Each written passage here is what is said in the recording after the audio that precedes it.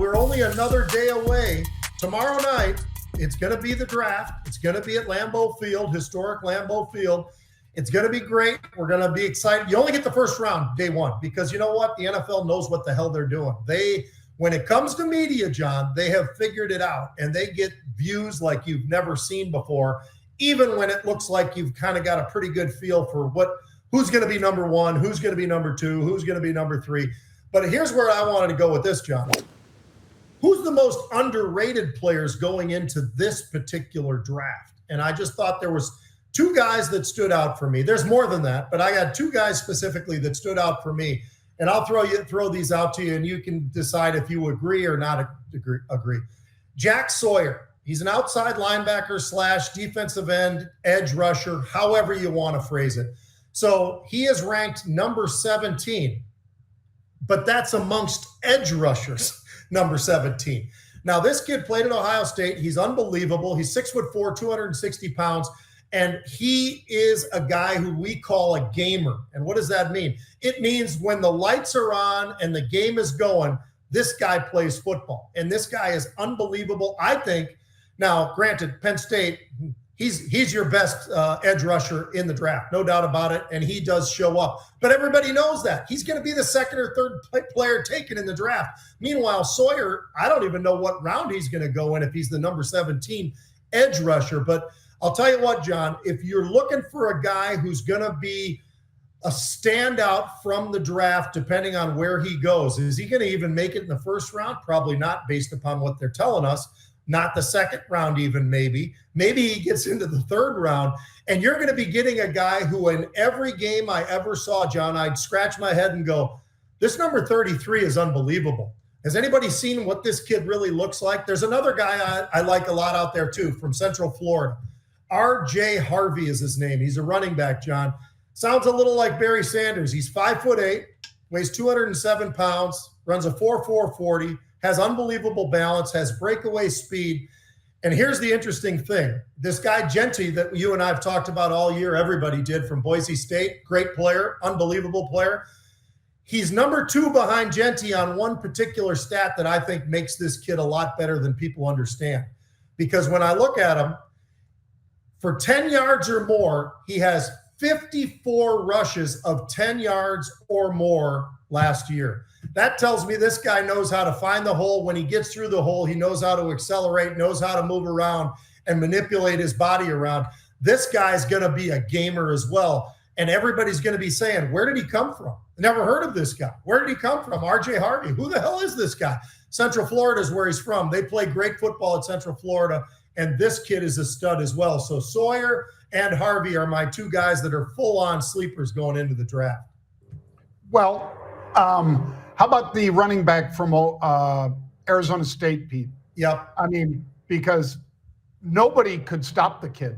Yeah. I mean, ultimately, Arizona State, of course, a lot of folks didn't think they deserved to be in the playoffs there, Pete, when they went to the 12-team format. But this kid just ran over people. Scatabo or Scataboo or something like that. Yeah. So I know he's not a first-round pick, Pete. Or at least I don't think he's not supposed to be. He'd probably be the end of the second, beginning of the third. Yeah. But the kid's got heart. I love the way he plays. Should he be there instead of Genty? No.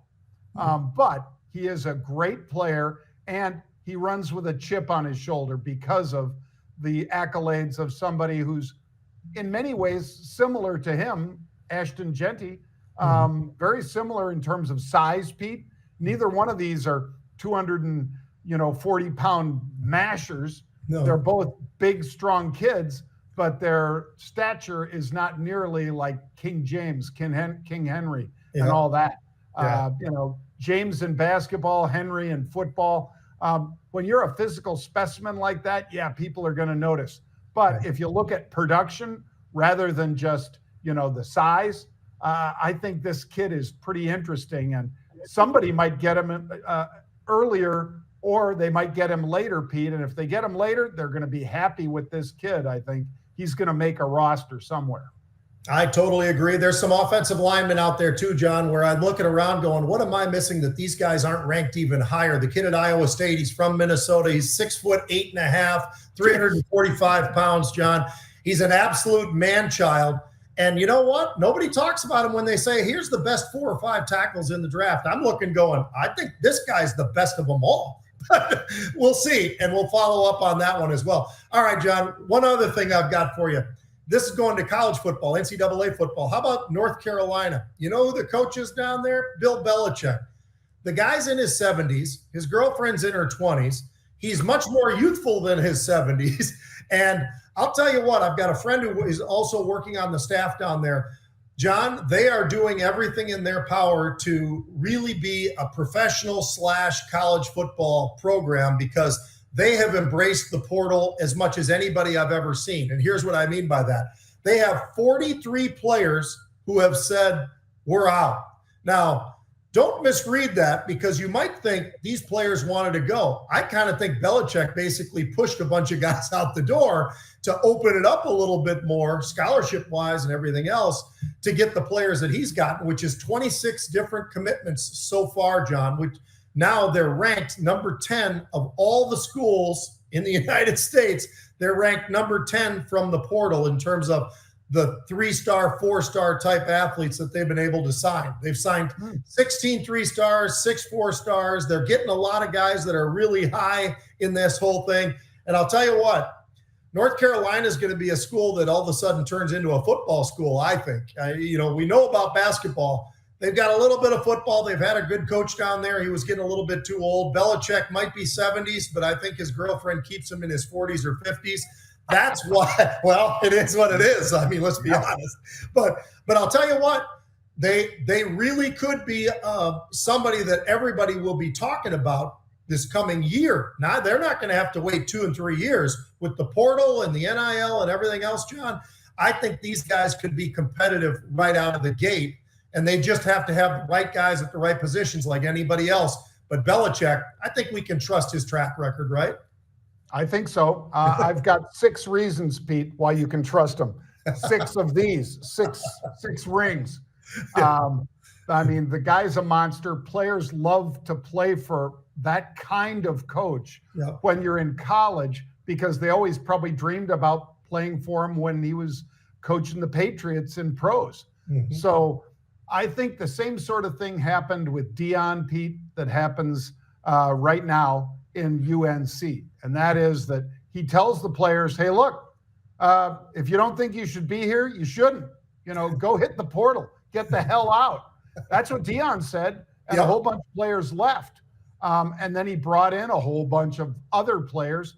And the players that stayed, he said, just like, Pete, I hear this a lot from the Navy SEALs.